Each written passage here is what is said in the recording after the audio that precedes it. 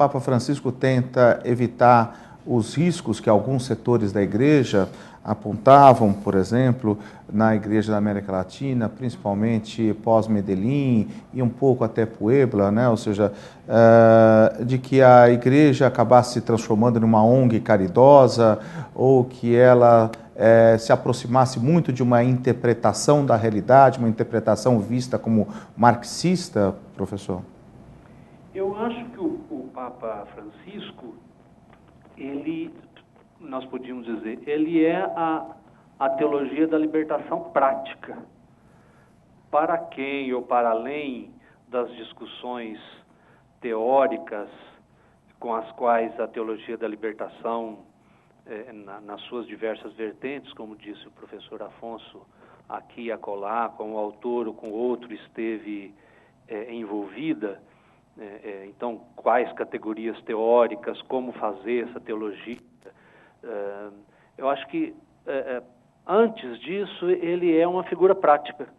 Ele é sim uma figura que assumiu a opção pelos pobres, não só como um projeto histórico de igreja, acho que também isso, mas sobretudo como um modo de vida. Eu acho que no Papa Francisco não há distinção entre a opção pelos pobres e a opção pela pobreza enquanto modo de vida, enquanto mística. Eu acho que do ponto de vista prático que a gente deve olhar o percurso do Papa Francisco, sobretudo, e não tanto das discussões teóricas. Embora nos discursos, obviamente, ele demonstre afinidade com temáticas muito ligadas à teologia da libertação, seja temáticas de igreja, seja temáticas de pastoral, seja temática de leitura da história e até de afirmação da importância do político. Mas, no meu modo de ver, eu acho que o Afonso expressou bem aí, ele estaria ensaiando uma síntese. Eu acho que ele encarna aquilo que foi um longo projeto de igreja latino-americana após o Concílio Vaticano II, com todos os avanços, retrocessos, brigas entre linhas teóricas, entre a ortodoxia católica e a prática de igreja latino-americana.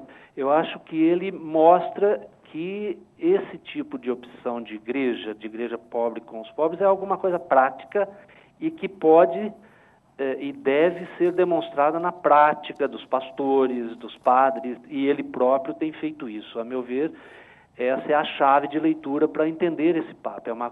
É o Papa pastor, da prática coerente, da prática que testemunha aquilo que se acredita.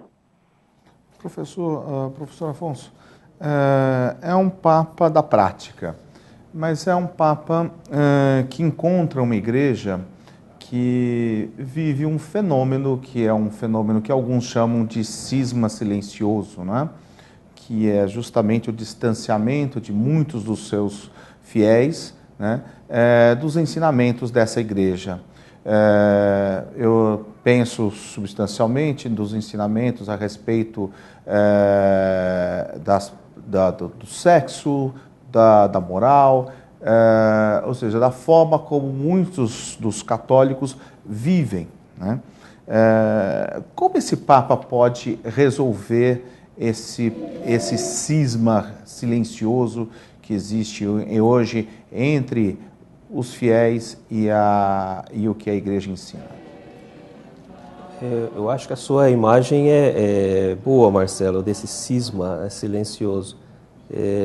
O único detalhe é que me parece que já há alguns séculos esse cisma vem ocorrendo. Há um autor italiano, Mario Perniola, que escreveu um livro em que ele, sobre o sentido da fé católica, em que ele diz que a partir do século XVII esse cisma vem crescendo entre ele se refere mais à Itália e à Europa, mais especificamente à Itália. Ele diz: existe uma grande massa de fiéis que se sente católica, de coração católico, mas não consegue mais concordar com os conteúdos, com os dogmas, com a doutrina católica. E como que isso poderia ser resolvido, né? Uma hierarquia lá em cima, ditando normas, e uma grande multidão que, embora se sentindo católica, não consegue participar plenamente. Então, acho que nós estamos vendo mais um movimento dentro desse longo processo em que a Igreja Católica vem se distanciando.